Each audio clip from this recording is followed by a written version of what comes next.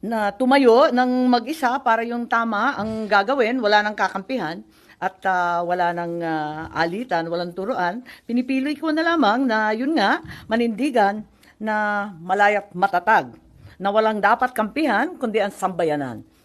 Hindi ka nga namin kakampi. Ang kulit mo naman. Hindi ka namin kakampi. Oh, ang kulit naman ito eh. Hindi ka namin kakampi. Pinapaliwanag ko pa sa nanay ko.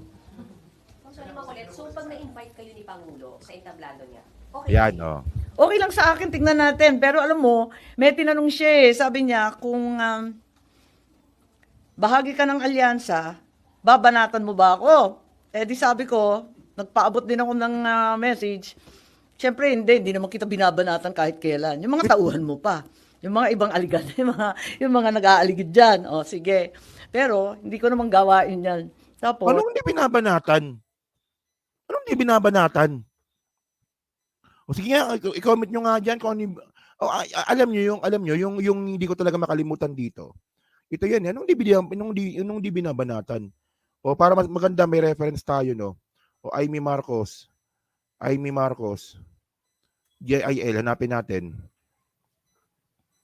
Yan, no, Jesus is Lord Rally, no? Naalala nyo ba to? Ito. Oh, tawag mo dito. Oh, Amy prayer, keep the president away from devil.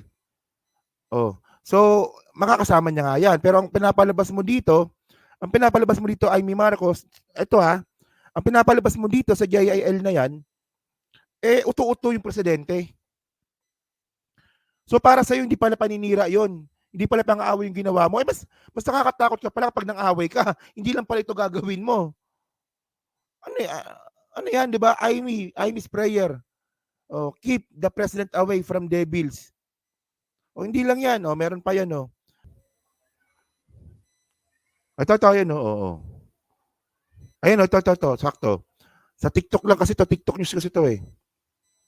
Yan, DPWH, tinan nyo Hindi ko mabuksan kasi SMNA news to eh. So, DPWH zero budget sa GAA. Ayun, di ba? So, ewan ko sa I mean, kung hindi paninira tong ginawa mo na to, anong tawag mo dito? SMNA news pa na. Tuwan-tuwa talaga SMNA news eh kapag ikaw ay bumanat eh. Yan sinabi mo yan Ay, sa Twitter pala to. Sa Twitter pala to. DPWH, zero budget, GAA, Amy Marcos. Ayan sinabi mo yan So, nung di paninira, ingot talaga to, no? So, ewan ko na lang. So, continue natin yung video ng walang kwenta ni Amy. hindi naman ako bumabanat sa kanya, okay, tama na yon. Ang problema, kapag may bumanat sa mga kasangga natin, na sa palagay ko wala namang kasalanan sa atin, may Sino utang yan? na loob pa kami, ibang usapan yan, baka mag-react na ako, hindi ko kakayanin. Yun! Yun, malinaw na. Ang pinoprotektahan mo dito si Duterte. Utang na loob. So, ano yung utang na loob? Yung pinalibing yung tatay mo. Yun na, malinaw na. Pasensya na. Kasi ngayon ko lang napanood talaga to eh. Tingnan nyo Siyempre hindi naman kita binabanatan kahit kailan. Yung mga tauhan mo pa. Yung mga ibang aligan, yung mga nag-aaligid dyan. O sige. Pero hindi ko naman gawain yan. Tapos, nung umuwi ako, napaisip ako.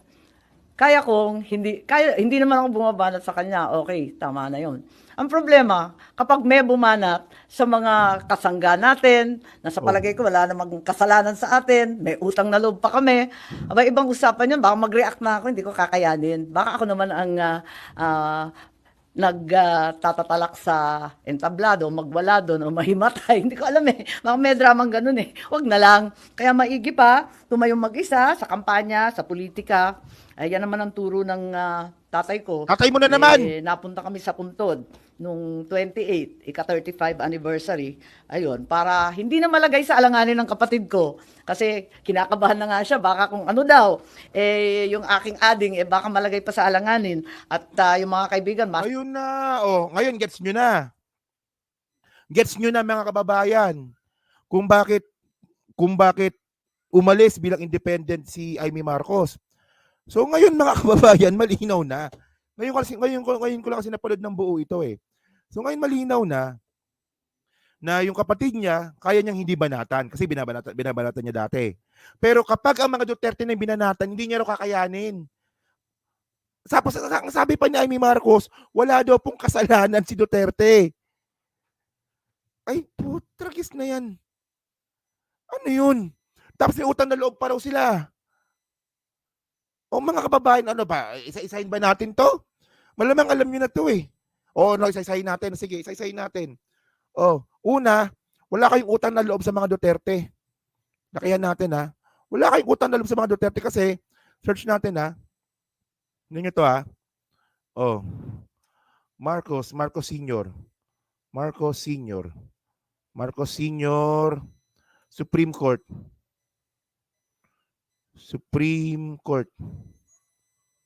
Libingan ng mga bayani. Oh. Tingnan nyo ha. Ang nagpalibing po kay Marcos Sr. Hindi si Duterte, Supreme Court.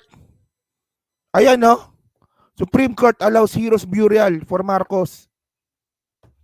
Oh, anong sinasabi mong Amy Marcos na mayroong utang na loob? Ano 'yan? Ha? Ano 'yan? Ano tawag mo dito? Wala yan to, no? Ayan eh. Dapat nga mas alam mo to eh. Well, ang tawag dito delusional. Delusion ng tawag dito. So ang sabi pa ni Amy Marcos, wala daw pong kasalanan ng mga Duterte. Ano walang kasalanan? Ano walang kasalanan? Oh. Duterte. Oh, Duterte at 30,000. Oh. 30,000 debt. Ayan oh. Oh. Yan ang hirap sa iyo eh. Tanga-tanga ka eh. Oh. How many people have been killed in the Duterte war on drugs? Isipin niyo mga kababayan na 30,000 po yung sinasabing namatay noong panahon ni Digong. Ayan oh. 30,000. Isipin mo na yan ha, yung mga 30,000 po na namatay po na yan, may kamag-anak yan. Di ba? Sabihin na nga natin, sa isang namatay sa war on drugs, meron niyang 100 kamag-anak. O so yun pa lang, yung 100 kamag-anak po na yun na biktima ng war on drugs, ng tukwang, hindi ka na iboboto. Uto-uto talaga ito, men. Ano ba ito? Nakatikim ba ito ng tarugo ni Digong? Oh, ano yun? Oh, walang kasalanan. Gaga talaga, no? Pogo. Anong ginawa ni Duterte sa Pogo? Ginawa niya sindikato ang Pilipinas. Pinasok po tayo ng sindikato sa Pilipinas ng mga Chinese dahil sa Pogo. Anong walang kasalanan? Ano, masarap ba tarugo ni Digong? Malamang nasarapan ka, di ba? Tagal na siguro walang dilig to eh. Nadiligan ni Digong to eh. Alam naman natin si Digong, babaero, di ba? Baka nakatikim ng dilig kay Digong to. Eh matagal lang hiwalay si Amy, di ba? Bayan, chismoso na ako. Ano ko lang? Galing man dumila si Digong. Abnormal lang, wala na yan. Nagulat ako dun ha. Nagulat talaga ako dun. Hindi ko talaga alam na ayun, may sinabi siyang ganito. Hindi ko talaga alam. Tumayong mag-isa sa kampanya, sa politika. Yan naman ang turo ng tatay ko. Tatay mo na naman. Napunta kami sa Puntod nung 28, ika-35 anniversary. Ayun, para hindi na malagay sa alanganin ng kapatid ko. Kasi kinakabahan na nga siya, baka kung ano daw, yung aking ading, baka malagay pa sa alanganin. At yung mga kaibigan, masaktan. May gina yung tumayo kong mag-isa kahit napakahirap umikot na mag-isa. VP Sara about this. Nasa tuktok ng bundok yun eh. Hindi ko malaman kung saan siya. O pag-alagala. Pero alam niya na hindi ako sumipot. Ma'am, kung sakali mag-endorse Puta. Bubuti pa si Sara, alam na hindi ka sumipot. Ikaw ba, nagpaalam ka bang di sisipot? Walang hiya talaga to, no? Walang hiya talaga tong kapatid na to, no? Buti pa si Sara Duterte, alam na hindi ka sisipot nung inauguration ng Alyansa ng Bagong Lipunan. Samantalang yung kapatid mo, hinihintay ka doon. Nagpaalam ka ba sa kapatid mo? Buti pa kay Sara, nagpaalam ka sa kapatid mo at hindi. kayo yan sa Hindi ko pa naiisip. Alam mo, hindi ko pa naiisip yung mechanics. Ang alam ko lang, ayokong pumanig yung isa sa isa, kumampi sa kabila. Ayoko nang ganun nahihilo ko. Hindi ko malaman kung saan ako susuot ng ganyan. Pero kung paano yung operations ng campaign ko, hindi ko pa naiisip sa totoo lang. Alam ko lang na gusto kong malibre, malaya, tapat, walang grupo, walang alyansa, walang kaaway. Basta ang kakampihan ko lang bawat Pilipino. Sige ka namin kakampi, wag mong ipilit. Wag mong pilit sa amin, ayaw namin sa'yo. Wala yan to, no? Sige, sige. May